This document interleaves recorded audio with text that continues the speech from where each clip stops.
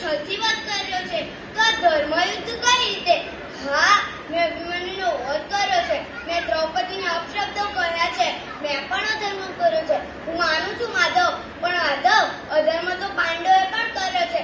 કયો રાજા પોતાની ઈચ્છાથી પોતાનું રાજ્ય, પોતાના ભાઈઓ, પોતાની પત્નીને દાવ ઉપર મૂકે છે?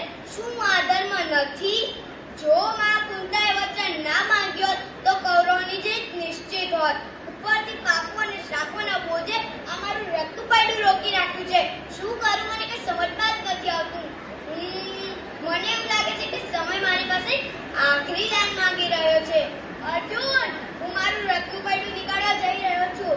તારે કારણ માફક પીઠ પાછળ વાર કરવા તો કરી લે.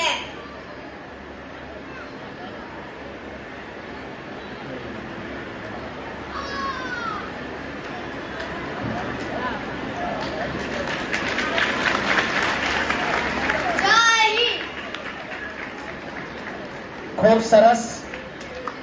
સૂર્યપુત્ર કર્ણ અને સુરતમાં એની એક તીનપત્તી વડ પર આજે પણ કર્ણની સમાધિ છે અને આપણે સુરતમાં રહીએ છીએ. તાપી પુત્ર કર્ણ અને સૂર્યપુત્ર કર્ણ બહુ